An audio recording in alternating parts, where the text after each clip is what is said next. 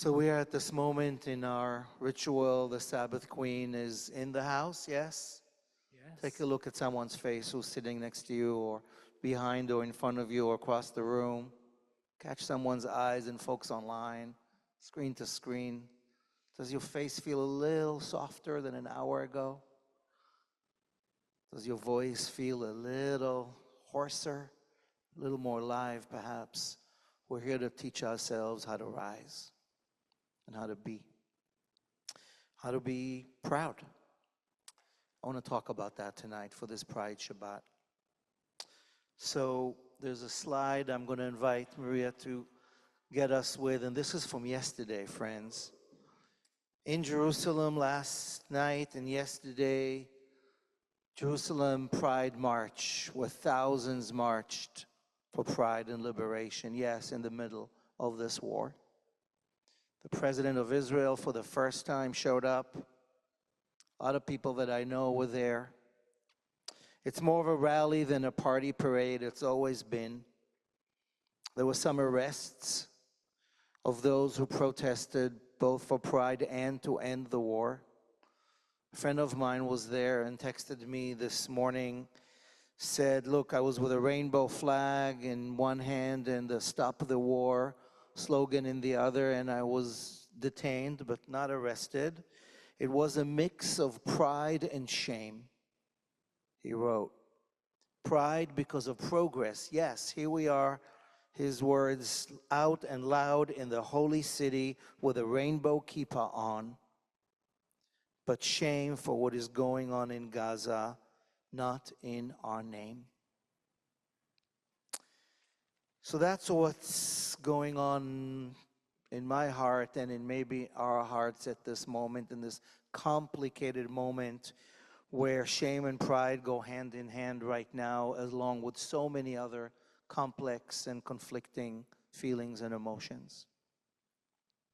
We can learn from both sides of this coin, the shame and pride, and how to heal and how to do and how to be better at just being human. Bless you. We're here to do that. Like all shadows, shame, when faced, when owned and healed, can help us grow and move to pride and rise to better. The ways that we are in the world could use the facing of what we are ashamed of so we can be prouder of who and how we are in the world. So I want to talk tonight, and to be honest, I kind of planned this, and I'm going to riff on how my queer Jewish journey taught me to face my shame and rise to pride, and how I hope that it can help us, however and whoever we are, do the same with our Jewish story, where right now there is a fair bit of both. I hope that we can help each other feel more fully in ourselves, in our names, in our stories, in our choices, our identities, our rage, our grief, our hopes and our resilience, our courage and our pride, our life, and yes, our joy. 10 years ago, at this same Jerusalem Pride, Shira Banki, 16-year-old high school student, was stabbed to death by a righteous, religious, Jewish homophobe who tried to stop pride and stopped her life. It was a shocking attack on human dignity. And 9 years ago at this march, I was there in Jerusalem, and I was privileged and honored to compose a prayer, Tfilat HaDerech, a prayer for the path, a prayer for the march, for the safekeeping and the well-being of whoever is marching, whoever is on the sidelines. And that prayer was the opening prayer for that march. I was invited by whoever the announcer was to get on stage and to lead this prayer as we started. I was newly minted as a rabbi. Jerusalem is my hometown. And that moment when I was named and invited to pray,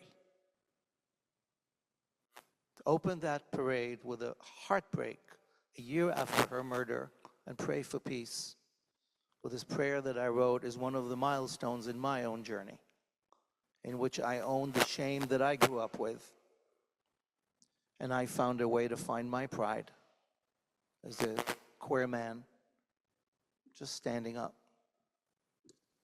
to pray, to walk my talk. Yesterday, my friend Rabbi Tamar, whose prayer we heard earlier, Yael read her words in Hebrew, Tamar together with Ibtisam, the Palestinian Sheikha, just around the same time, wrote that prayer. Yesterday, Rabbi Tamar read my prayer to open the parade, the march, with thousands there.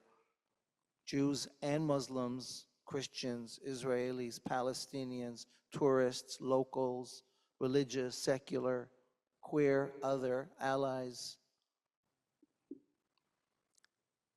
Proud of the progress, shame of what is still going on in our name.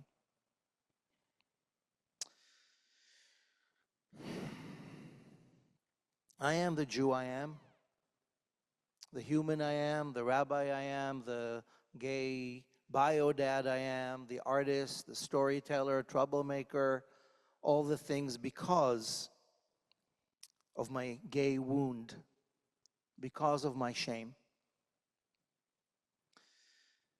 I grew up with the shame of being silenced for who I am. And at a pretty early age, I kind of figured out it's better to shut up and try and silence who I am. I grew up with the shame of being silenced by my tradition, and I demanded at some point to talk back to this tradition. I demanded at some point to claim my rightful seat at the table. I turned the tables when that was needed, and then set them back up, a set table, better set, to include more of us who once were shamed and named and silenced from being born the way we are, for being built to love. My gay shame led me in my teens and youth and later, and still does, to my queer pride. Devised, denied, organized as I am in divine image, born this way, choosing to not hide. And my shame of my religious tradition, the old ways that for many generations practiced more fear than love, more boundaries than bridges, got me to, and still does, to celebrate and innovate a kind of Jewish life that keeps evolving, that keeps growing, that keeps moving from the old fear-based Judaism to a fearless Jewishness, from old either or, gay, straight, kosher, not, in or out, to some kind of both and bridges of human beingness with my own Semitic style and pride. My gay wound demanded that I talk back to my tradition and claim my place at the table. And that pride, 9 years ago, standing on a stage in Jerusalem with my rainbow kippah on, allowed me to say, not in my name. That's not my Judaism. Not that killer, and not those rabbis, not those laws, and not that discrimination. It is part of Judaism, yes, but not in my name, and not on my watch, and not me, and not us. Judaism can evolve, and has, and will. As feminist, as queer, is less racist, is less homophobic, transphobic, afraid of our own shadow. And if we evolved around some of the ways we are welcome, we can evolve in other ways too, to battle and take on our deepest fears of the other, when in fact we are one. And despite the hurts, and they are real, and the trauma, and it is legit, I believe we can evolve, because right now what's happening in our name is shame. And we want to be prouder of who and how we are. Not just as queer or straight, feminist and moderns, progressive humans, but as Jews. In all the ways we are. I've been called names in my life. I remember when I was 9 years old and somebody called me homo, Israeli shortcut for homosexual, for gay. And I owned that, and I felt the shame. And I was scared, but now I know that name is sacred, and I own it. I own it with pride. My gay wound has done some work, and I got work to do as well. And I got named you Jew a few times in my life, including recently. I'm sure I'm not the only one. And the wounds around the ways we are named, the ways that we are scared, are also opportunities for us to reclaim who we are in our name and to claim sacred. And there's work to do here. Shame can lead to pride, can lead to courage, that can lead to change. But first we have to face the shame. We have to face the wound. We have to not look away from the ways in which not living up to our potential. We got to face it. And most of us right now are so in trauma, and it's real. We're not doing that work. And maybe that's not the time yet. But I want to say that on this Pride Shabbat, just pride, there is justice that is waiting for us to be part of. And there is love that wants us to be braver. And there's peace that is just yearning, longing for us to belong. Same way as we have talked back and keep talking back to our homophobic Judaism is how we talk back to our supremacist Judaism. Same way that we're talking back to that guy who killed that young woman 10 years ago because she wasn't the kind of Jew he thought she should be in Israel, is how we got to talk back to other people who in God's name, in Jewish name, in Israel's name, in my name, are killing other people too. Not in my name. Perhaps not in our name. I won't speak for you. I want to show you the next moment in my evolution of what it's like to take the shame and claim the pride. It took me into my late 20s to even dare be out and proud and walk down the street and say, yeah, gay is not just about who I love and what club I go to, it's about my political identity. What you're looking at is October 19, that's a mistake, 98. That's the week after Matthew Shepard, 22-year-old, was killed by homophobic bullies.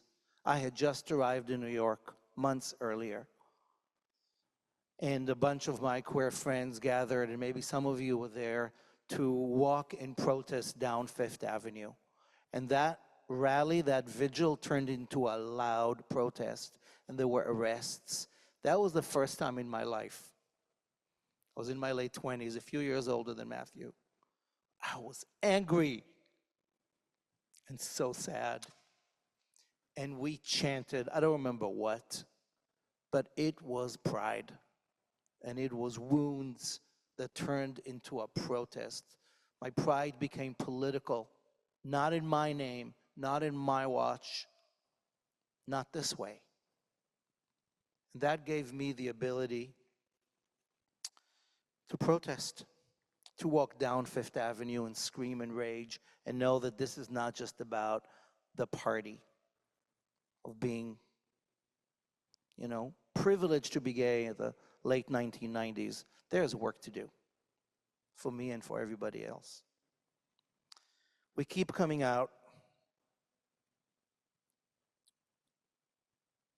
Rabbi Steve Greenberg, one of the first openly gay Orthodox rabbis, not the first one, said to me once, we come out every day. The work never ends. We keep clawing our way to liberation.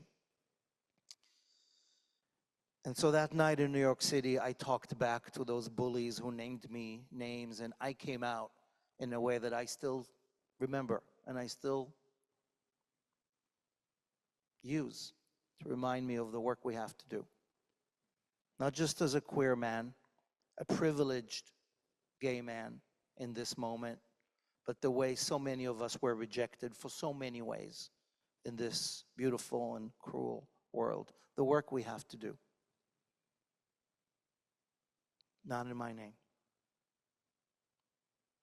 And so I want to share another moment with you of queer Jewish awakening, another moment of not in my name. This one is more recent. This is December 29th, 2022. The Israeli Knesset, the government that is now still unbelievably in power, was sworn in.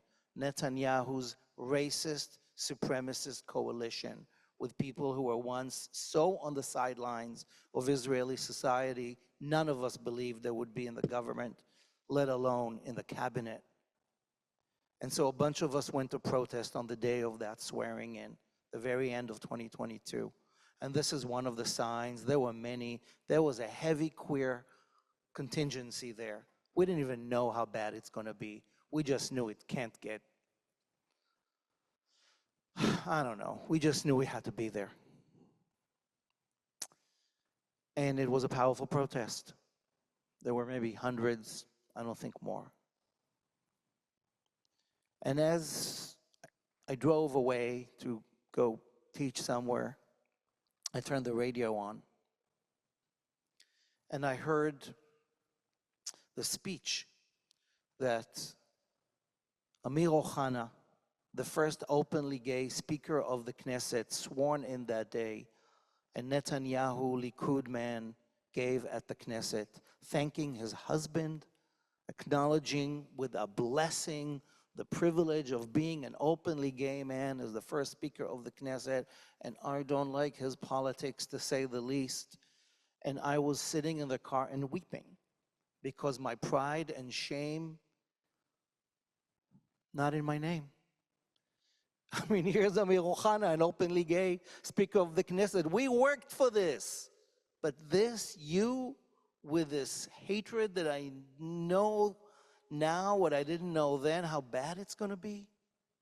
Somehow this pride and shame gave me the taste then that I want to talk about now, that in my name as an Israeli citizen and as a Jew, in our name perhaps, crimes against humanity, war crimes are being daily executed by people like Ohana and by many others. Some because they want to survive and some because they lost the North Star of empathy and decency. Not in my name.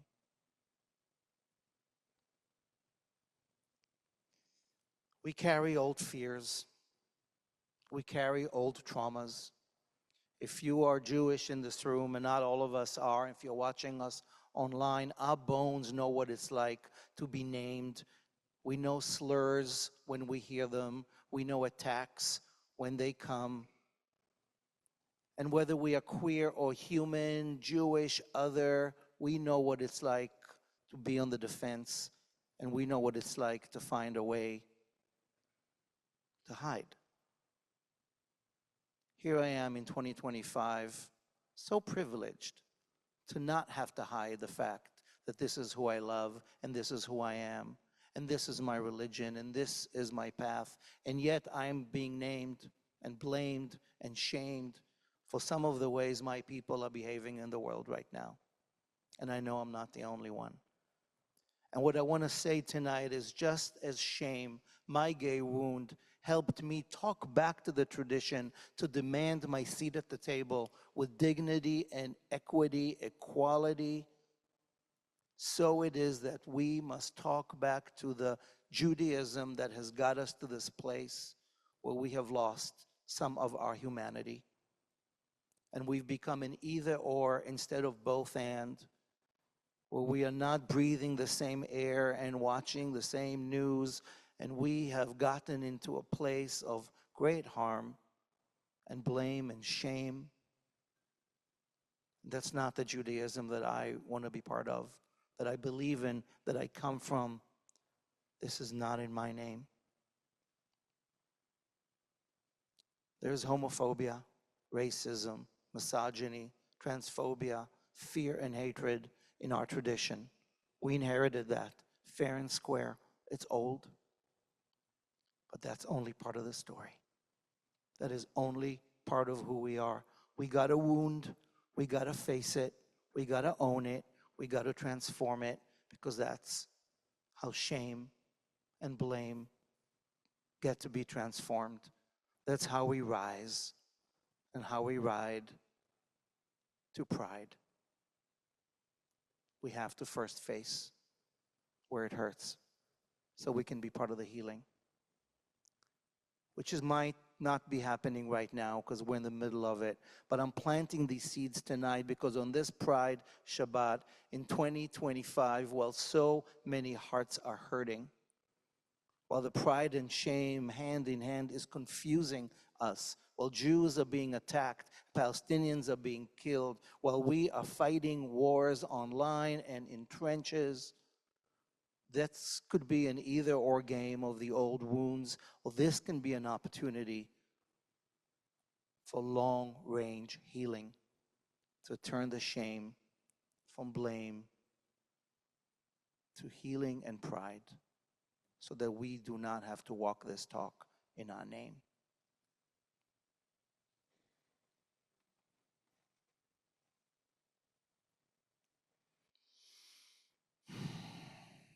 There's more I wanted to say about being named. The names that we have all heard, the blames that we have inflicted on each other. If we're sitting in this room and we are human, chances are we're not just the victims of being hurt, but also the victimizers. We have hurled slurs at each other. We have maybe lost our temper and accused others of things they did or did not do, of ways we are or are not our best selves in the world. All of us are holding this hurting. Shame is what keeps going around. And yet, it can transform with work, with effort, face to face, with how we get to be a little better at being human. And yes, at being Jewish, at being proud of being Jewish, because our tradition holds both the terror and the healing, both the old vibes and the new ones. If there's a seat for me at the table, after thousands of years of not letting gay men open their voices, open their mouths or have a voice, then we can transform the rest of our tradition to be the place of peace and dignity, just pride and proud love. Once this war is over and we begin clearing the rubble, rebuilding the bridges, not lose trust in our thousands of year old tradition that deserves a better shot at who and how we are. Not in my name, not in our name. Our name means more than this. The name Yisrael, Israel, we sang it earlier in the Shema, means those who wrestle with the mystery. To wrestle is to become, both shame and pride, but to evolve and to become better. And there's one more name I want to drop here in this name dropping exercise, and that name is one of the lesser known names of God. There is a name for God, and that name is Shalom. Shalom, peace, whole, complete, together, all of it is one of the lesser and yet important names of God. And so I want to end tonight this invitation for us to own our wounds and rise from our wounds towards acceptance, purpose, hope, and pride with one more quote from one of our teachers who may not have been the most welcoming to the queer experience as far as I'm told, but was a great rabbi nevertheless, and an important teacher. Rabbi Jonathan Sacks, the leader of British Jewry, wrote this some years ago, and I was taught this by my friend Itaf, a Palestinian peacemaker, who brought me this quote when she stayed with me a year ago. Part of her teaching. I'm so grateful to her for this and many other gifts of courage, even now, to not give up, because she too is saying, not in my name, not in our name. Rabbi Sacks wrote, too often in the history of religion, people have killed in the name of the God of life, gone to war in the name of the God of peace, hated in the name of the God of love, and acted with cruelty in the name of the God of compassion. When this happens, God speaks. Sometimes God speaks in a still, small voice, drowned out by the noise of those who claim to speak for God, but God speaks. God says, not in my name. So whatever God means to you, and we are still a God-optional community, we are it.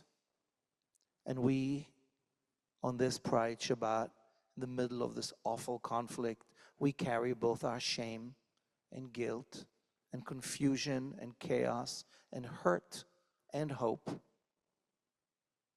and just pride in being who we are, in divine image, exactly as we are, born this way, built to love.